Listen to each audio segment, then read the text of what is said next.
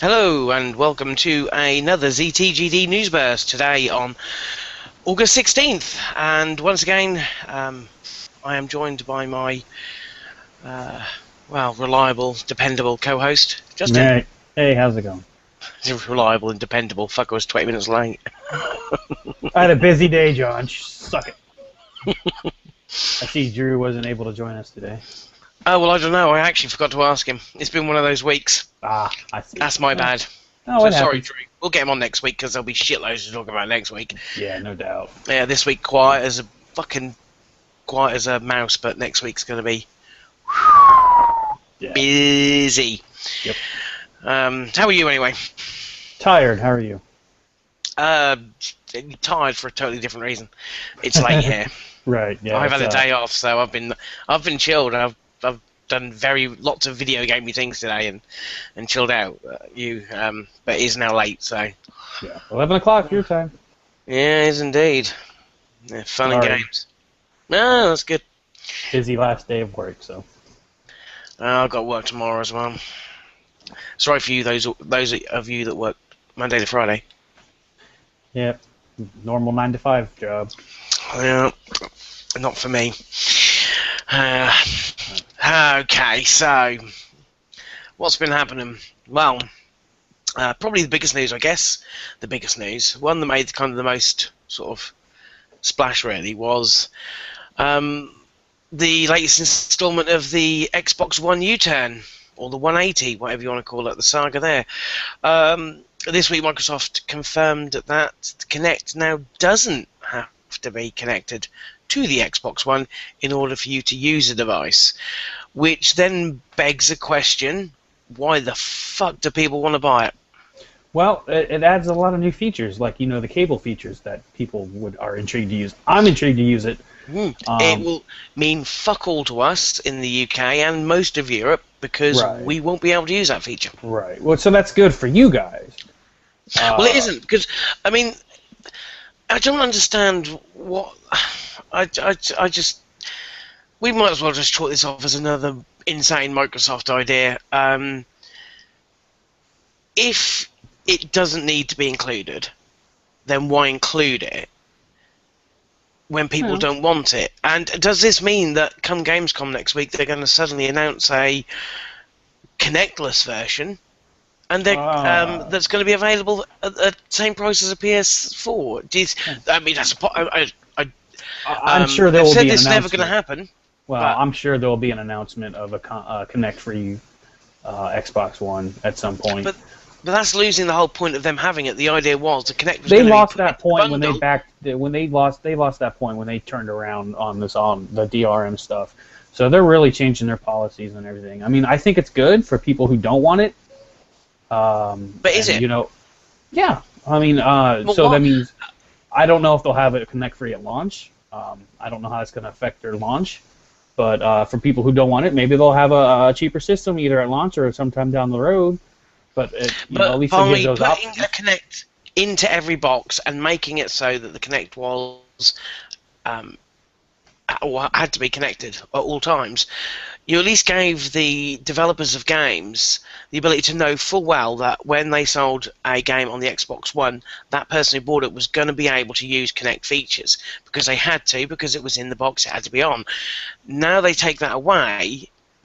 I think it completely defeats the point of the Kinect, and it's going to probably mean that this generation isn't going to get Kinect happy, which was what they wanted to do last time when they brought the Kinect out and it kind of. No, I don't think it'll be that. They didn't exactly get any steam behind it, did it? I mean, there were a few games, some were okay, some were very bad.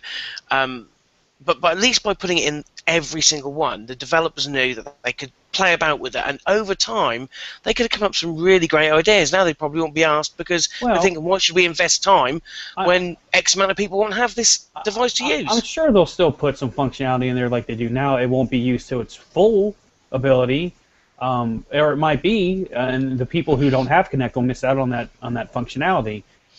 So in order to get the most out of the games, they'll probably still have the developers make Connect features. Well, they and won't if you have to it, make them do it. That's the thing. They won't. Well, you never know. They would have had to. You still might. They still might be. Hey, we're not going to have Connect required, but we still want you to make these features for people who are getting Connect. So if people really, and I can see Microsoft doing this, saying if you want the full functionality of this game and Connect, you're going to have to use Connect. So at some point, if you didn't get one, you're going to have to buy one. I can see them doing that. No, I can't. It's all over. It's like that before, when people who originally bought the Xbox 360, if they bought the arcade version, there were a lot of rules in place saying, you have to bear in mind that these people haven't got a hard drive or haven't got a lot of memory. Then all of a sudden, it was like installing to hard drive, so those people would have had to have one. You're forcing people to buy something they don't want, and I don't. No, they are if they want to get the full functionality. Then you have the thing is here. They're giving people the option. People bitch and moan about. But people bitch and moan. The worst thing is they're giving everyone the option. They shouldn't have gone back on anything that they said when at E3 they shouldn't or have whatever. done. They should, but now people are bitching and complaining, and this is another thing they went back on, and now people have the option. If they want Connect, great, there it is. If you don't, well, great. You're going to miss out on some features, but you don't have to have it. So I think if they do that, and again, we don't know if that is the case. Right. If they do it, it's a mistake because it will undermine Connect. And everything they've done. They've undermined everything. Everything. They had a vision.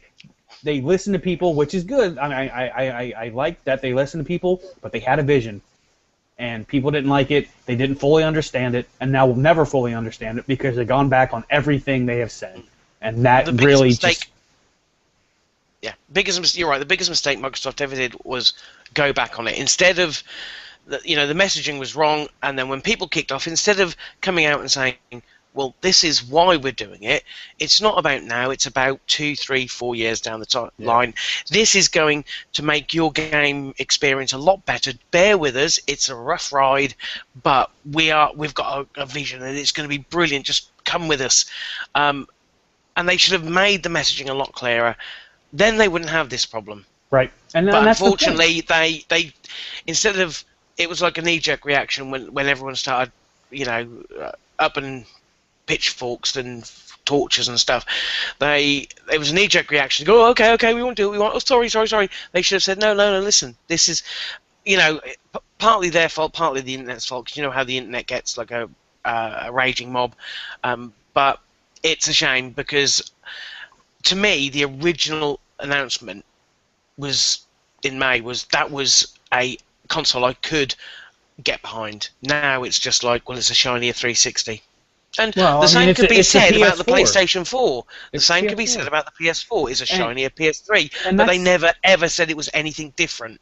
Well, and that's the thing, and that's we've hit this on several other occasions. It's just they messaged and they didn't do a very good job of communicating their vision. And now, because of that, they had to go and backtrack on their vision and there's nothing that makes them stand out now. There's nothing, and they've had to put their vision on hold. Now, who's to say that a couple years down the road they won't flip that DRM shit back on and have Connect, required? But still, they had a vision. They should have stuck with it, and now they keep making these U-turns, and it's. I always thought it was a bad mistake because you can't please everyone. So, and they're more worried about pleasing everyone at this point for some stupid reason. So, whatever. It's their decision. So we'll have a more expensive 360. We'll see.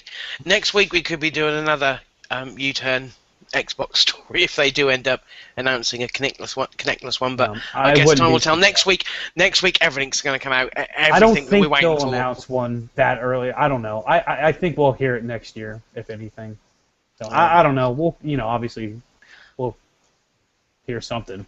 All the stuff next week, it's all going to be laid bare. We're going to see the release dates. We're going to see new games, new lineups. We're going to probably get some kind of semi-official launch lineup for both the consoles.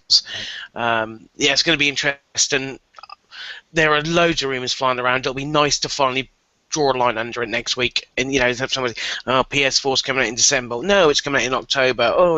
It'll be nice to say this is when it's coming out. We've got something to look forward to, and that's what you want. You want kind of getting close.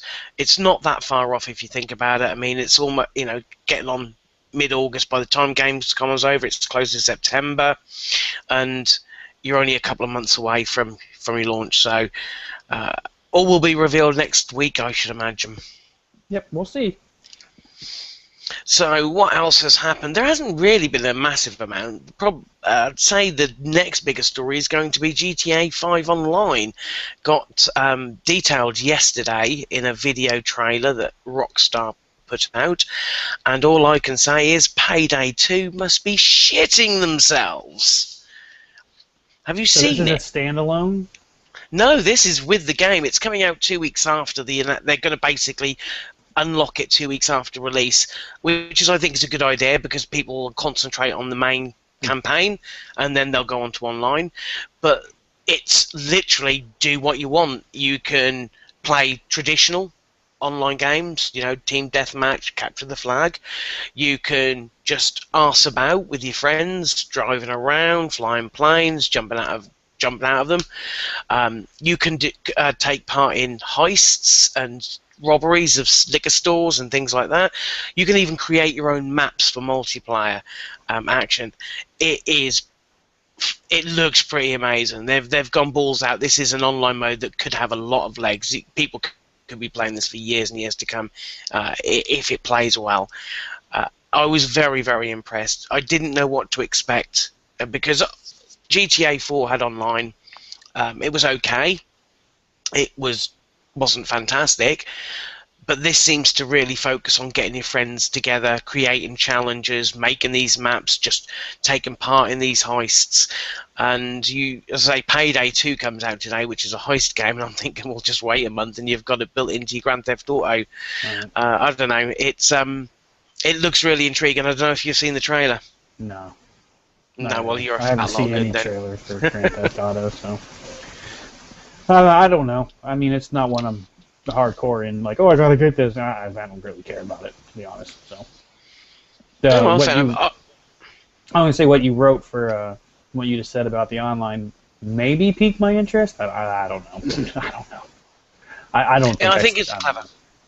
It seems like they've really spent a lot of work, a lot of time working on it, and it's going to be its own little thing. They did clarify that it was going to be part of the game and they weren't going to charge for it separately because the stuff they were including in that trailer, you thought they could technically get away with charge for it, but they're just blocking it so it's no access to it. The servers won't go online until 2 weeks after, and then away you go. Fly, little birdies, fly and do what you want. It looks impressive, and you're pretty much going to have the whole city to run around in, so that will be pretty cool. Yeah, we'll see.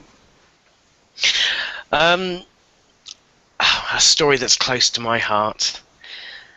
For those of you who have an iPad or an iPhone or an iPod Touch, yesterday saw the release of Plants vs. Zombies 2. Mm-hmm. It's about time, and it was about time because it was about a month late, almost. And of course I have it, and of course I've been playing it, and of course it's actually brilliant. EA have done something I didn't think they would do, and they've married freemium game with in-app purchases very, very well. They've handled it. If you play, I don't know, have you played Real Racing, which is one of their other popular games? No. It's a fucking pain in the ass. It's technically fantastic. This game looks fantastic whether you're playing it on an iPad or an Android phone or whatever. It looks really, really good. But it's got so many paywalls. You can't get very far. It's a real hurdle to do anything unless you stump up money. And it's a complete opposite to what Plants vs. Zombies 2 is. I think PopCap must have really stuck to their guns on this. You can, of course, spend money. It will get you certain plants that you can't earn by playing the game, and most of them are some of the old plants from the original game. You can buy extra coins which can help you in mid-game with some special moves, but it's not really needed. The game's just well thought out. The leveling structure is really clever. It promotes replayability, because you go through the campaign each level at a time, but then you have to go back to unlock stars. So you get to replay the levels with certain level conditions. You unlock more stars, you go on to the next area. It's just fantastic. They've balanced out some of the zombies and some of the plants, so they're a little bit faster. The walnuts take a little less damage than they did before, but it's a phenomenal game. The walnuts? The walnuts, yeah. They're the defenses. They're like walnuts. Oh, okay. Yeah, walnut. But the idea is they block the zombies' path and they eat through them, and they've taken a few munches off, so it doesn't take them as long to get through. But you've got these plant foods which boost up the plant's abilities. So, for example, if you drop plant food on a pea shooter, it suddenly is a Gatling gun pea shooter and knocks out a load of enemies. If you put them on a sunflower, it suddenly bursts with sunshine. And you can buy the plant food, but you also drop it a lot as well. Some of the zombies will come and just drop the plant food. So I don't know, I'm so surprised, and I'm really pleased that although it's there, it's not really affected the game. And any fan of Plants vs Zombies should go and download it. It's free, so you download it on iOS at the moment. They have said it is going to be coming to other devices shortly. Whether or not they will charge for it, if it makes it over to things like the 3DS, the Vita, Xbox 360 or PS3, because obviously Plants vs Zombies was on there as well, or whether they'll follow the same freemium route here, I don't know. But I would imagine that it's their biggest game, Plants vs Zombies, so I would imagine it's going to have to come to all of the other platforms at some point. But yeah, I would recommend it. You've got an iPhone, play it. It's brilliant. I'm waiting. The only PopCap game I played was Peggle. That's the only thing I'm waiting on. I'm not a big tower defense game guy. They have announced Peggle 2, haven't they? Not really. I mean, they did. They kind of did. They kind of, yeah, but they just did a tease. So. Well, it's coming then, I guess. It's probably what they're working on next. Right. I like Peggle. Just not as much as Plants vs Zombies. I'm a real fiend for that game. But yeah, I am very happy to report that it is awesome and people should play it. Glad you're enjoying it. It's nice. I know you were real worried about not, being worried, but you were real worried about, that pay to play kind of crap. So, or whatever it's called. Nice I don't know. I mean, this story leads very nicely into our quick bursts with EA not fucking it up. Yes, so that's next. So I'll leave you a quick burst, and the first story is a perfect segue. EA Humble Bundle offers lots of great games on Origin and Steam, and it gives back 100% to charity. Yeah, so EA again doing something right. Yeah, that's really what charity or any specific? It's the Humble Bundle charity. So I don't. I think it's the same one that Penny Arcade deal with. I can't.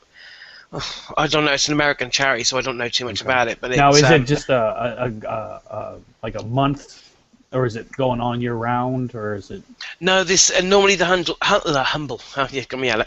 Humble Bundle is normally happens about once a month, once every few weeks, and basically it's a website that tries to get people, publishers of games, to create a bundle where the buyer of bundle sets the price, so you pay what you want.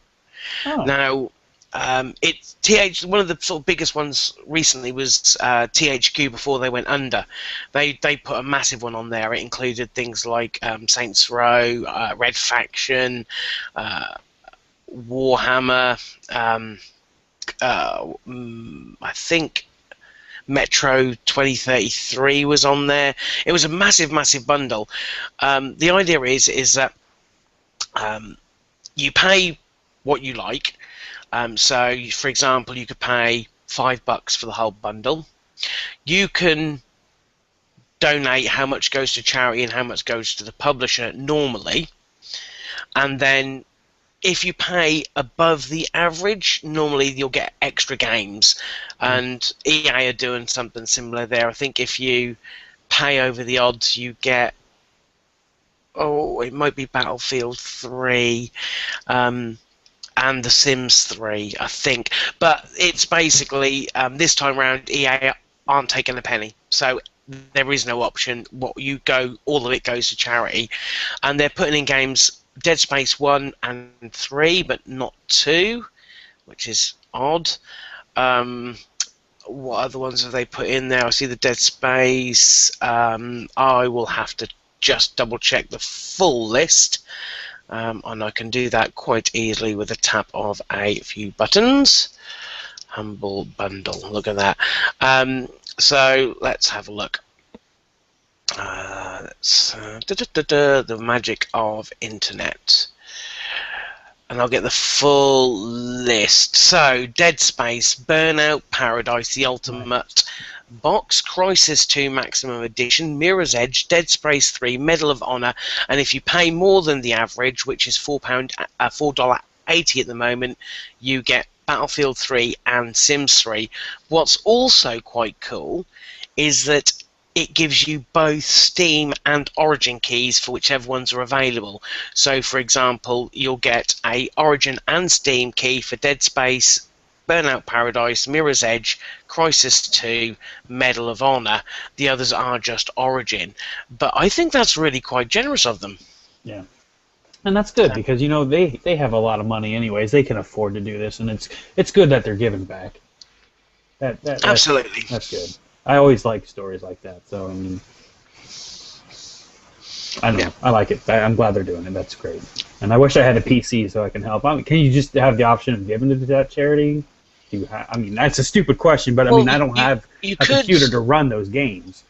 So, I mean, can I? You could, I believe, gift any of the codes you get. So you could buy it and then gift them to people who don't have them. So you can give them to friends or family who've got a PC. And as I say, you get Steam and Origin codes for them. So cool. There you go. Oh, it's a good story. It's good to see people give back.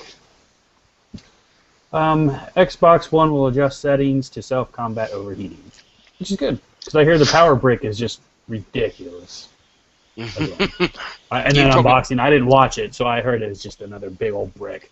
Yeah, but this is basically just to combat the red ring thing that everyone's going to sort of try and throw on the Xbox One when as it gets closer to launch. They basically said that it's got the ability to adjust its processing power accordingly to stop the console from overheating and therefore stopping any kind of red ring of death type symptoms. Well, hopefully that'll work. So we'll see what happens come November. Yeah. See how many replacement systems they're going to have to give out. Well, it'll be called something else because you can guarantee, much like when they brought out the Slim, they actually took the red LEDs out. So did they really? Yeah, that was basically no red ring of death because we took the red LEDs out. Way. Huh. So I wonder what happens when you get the red ring. If it's still possible to get them. I don't think it happens anymore. But I mean, in the rare case it does. I wonder what happens. Yeah, probably just crashes and you get something else. The blue screen of death. Blue screen of death. It is a Microsoft product. Well, yeah, wouldn't be the same without it. Yep. Call of Duty Ghosts multiplayer has been shown in a new trailer. Yay. Looks pretty good. Yeah. Looks pretty good. Yeah, I know you don't care, but a lot of people do. You know, I don't know. I'll probably end up It looks interesting. The dynamic maps look pretty cool. They're having customizable skins, and you can be a female soldier now. So yay, girl gamers. Fully customized sort of kit and look of your soldier. I think that's pretty good. Different types of modes coming, and there'll be more information at Gamescom because apparently Activision have gone back into the arms of Microsoft for it, and there'll be a multiplayer live gameplay at Gamescom at the Microsoft conference. Okay, looking for that. Not really, but okay. Yeah, Castlevania, what? What'd you say? That'll be good. That'll be good. We'll see. We'll see. Castlevania Mirror Fate HD might be coming to the Xbox 360 and PS3. maybe. I don't know a lot about this. Mirror of Fate's a 3DS game, I believe. It's not one I played. It's the one I'm playing right now. It takes place after the whatever came out on the Xbox Lords of Shadow. Years ago. Yeah, that's what it was. So, yeah. Well, apparently a retailer, online retailer, accidentally leaked the release date in October. So. Oh, well, whoops. So hey, that'll be great for people who don't have 3DS. Capcom. I'm thinking because they did that with Revelations, didn't they? Resident Evil, it came to the 3DS and then went on and got ported. So maybe Konami's taking a leaf out of Capcom's book. Yeah, I mean, there's a ton of people that have a 3DS, but I don't know what in relation to how many consoles people have. So I don't know what the ratio is there. So people who don't have a 3DS and enjoyed Lords of Shadow can carry on the tale on their console. Well, it'll be sort of get them ready for next year when the sequel comes Lords of Shadow 2 comes out. Yep, that'd be awesome. So, we'll see. Well, hopefully that'll come true. And Thief 4 is coming February 25th on every console except for the Nintendo products. Yeah, I don't care about that. I've never been a Thief fan. Yeah, there's a lot of people that care. I mean, I don't. I've never played one, so I don't know. But it's a stealthy game, so I probably wouldn't like it. But I know. I think Ryan is big into Thief, so I'm sure he'll be jumping on that. No, he jumped at other news that I don't see on here, John. About The Witcher, John. Witcher. What did I miss? 3. I don't know. He was saying something about Witcher 3. Probably. Yeah, okay, I missed that one. Oops, sorry, Ryan. I've not heard great things about the people who played Thief at E3, but they have got a while at least to get it ready and get it prepped and sorted and sort of iron out any kinks that may be there. And I'm sure there are plenty of people out there who are looking forward to seeing the release of that game. So they've now at least got a date, something to look forward to. Yep. February 25th, 2014. I will also, something I got announced today that I didn't put on the list is that the Castle of Illusion, the Mickey Mouse game, is it the Castle of Illusion the one they're doing?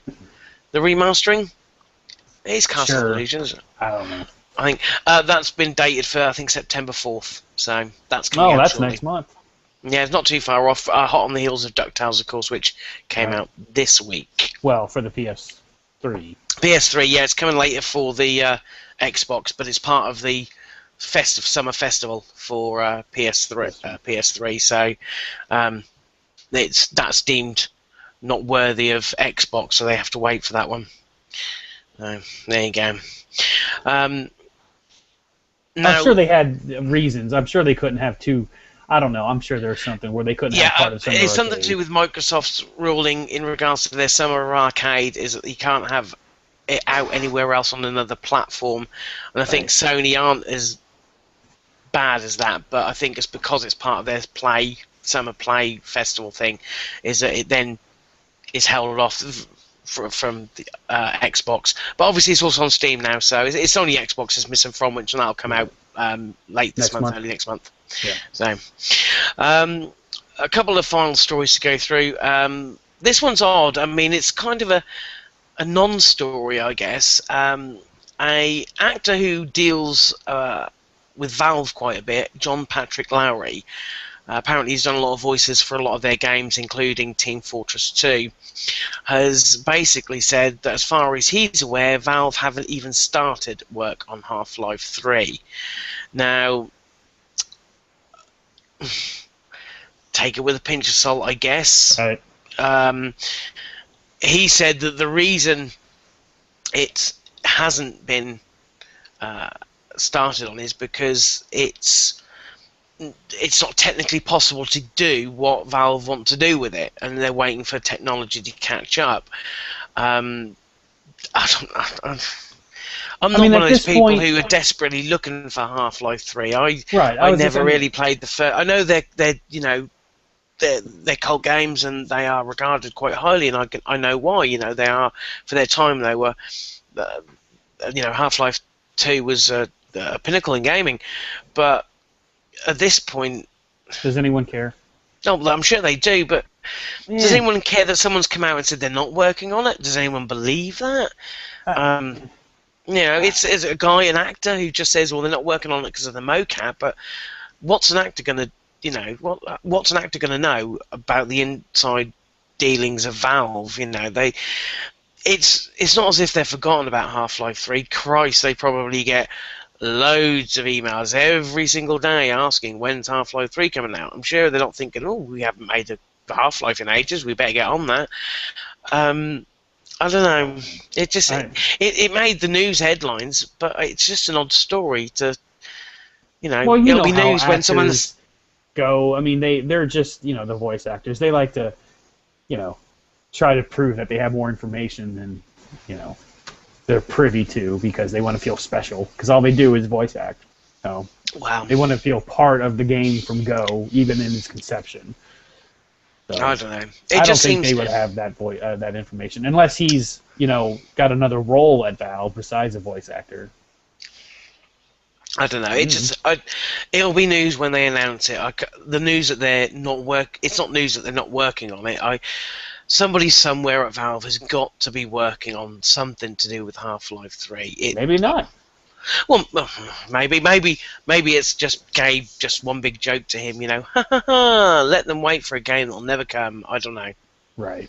I don't care. So Half-Life 2 is how old, and by this point, you just got to accept Half-Life 3 ain't coming. Yeah, and if it does, you're lucky. Well, if you do, how many people are actually still going to care? Oh, I'm sure there'll be people. Yeah, I'm not sure. as many as you think. I don't know. Whatever. I don't care. I know that for a fact. Okay, and finally, this one you are not gonna. You won't know any of this, but no, I've never heard of this. UK listeners or watchers of a certain age will know about a show called Blake 7. It was I remember it. My mother used to watch it religiously, and I was a bit too young. It was late 70s, very early 80s, and it was this cheaply made science fiction show that came on every week. I never watched it, as I say, my mother always did. But when I was only about 4 or 5, so I can barely remember anything from there. But it was essentially about a crew exploring space, and it was quite dark from what I believe. It wasn't your normal kind of traditional sci-fi. But the reason why we're bringing it up is there's allegedly talks going on between Microsoft and the company that holds the rights to it currently to produce a remake that's going to be exclusive to Xbox One. It's a bit of an odd choice, bearing in mind that as far as Microsoft is concerned, there isn't any other country outside of the US. To pick a UK, an old, very old UK sci-fi show to go as one of their sort of maybe flagship TV shows that they're harping on about bringing to the Xbox One and Gold members. So it will be interesting. I would certainly recommend that those that are too young to know what Blake 7 is, just go look it up on YouTube. It's a delight. It's also worth noting, and again, this is me being off the boil, I forgot to put in the news that Microsoft also announced that they were reducing the amount of regions that the Xbox One will launch in. Yeah, so I saw that. That's kind of pretty bad news for the people in the area. Most of the European countries, so I think Norway was in there, maybe Finland. The idea being is that they will come later on next year. Wait, no, I didn't see that. No, I read that region free. No, these will be region free. Oh no, that was ages ago. No, this news is what? No, it wasn't. Yeah, it was. They announced region 2 days free. Ago. No, you're definitely reading the wrong story. Oh, whatever. The region free thing was announced about 4 or 5 weeks ago. Oh, whatever. But let me see if I can find the countries that are going to be missing out on launch. Let's have a look. There you go. So basically, Russia, Belgium, Netherlands, Switzerland, Sweden, Norway, Finland, and Denmark will all see a delay of the Xbox One until 2014. I can only imagine that it's maybe they haven't got enough consoles and they want to put them in the market so that they sell the most out, i.e. UK and America. I don't know, but that's pretty bad news for those people who lived in that area and were looking forward to getting a console and launch. So it's a shame. Yep, it is. But I mean, those areas, how well do they do with 360 sales? So. Well, this year, I mean, there's, I don't know, probably not as well as the US and UK. Right. There'll probably be one next week where it's going to get delayed from the UK and it's only going to get released in the US. So suddenly a worldwide launch has gone to the US. American launch. Yeah, that's it. And I wonder how much they're selling for up there, in those other countries too. That's another. Well, a lot of those countries will work in euros. Obviously not Russia, but why? Obviously, John. Well, because technically Russia is. It depends on which part of Russia. Some of it's classed as Eastern Europe, but Switzerland, Netherlands, Sweden, Norway, they all work in euros. So it's probably going to be whatever they announce the euro as. So we work in pounds, so we're not part of the euro. So right. I'm not sure what the price was. Probably around about 499 euros. I don't know, but it's bad. But as I say, it wouldn't be a week of news without Microsoft changing something or pissing somebody off at this point. Well, can't win for trying. Well, they can't win at all anymore, no matter what they do. So we'll see. I mean, at the end of the day, we can wax lyrical about what they're doing right, what they're doing wrong. The proof will be what they sell. And and what they're selling isn't what they said they were going to sell. Well, how many they sell? They're going to sell a lot. They were going to sell a lot even before all this U-turn and bullshit. Thing is, it's because you're going to get that as soon as they're launched. Well, just after Christmas, you'll see the who's winning stakes. And is it PS4 or is it Xbox One?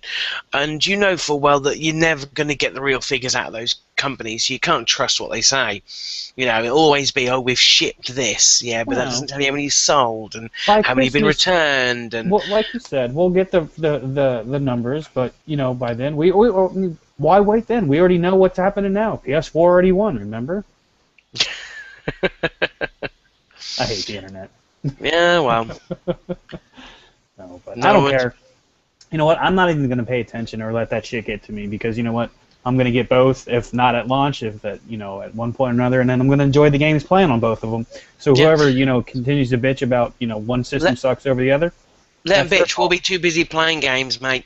Yep, and that's all that matters. Fuck them because they're stupid. Those people are stupid. Internet. Well, yeah, I mean the internet.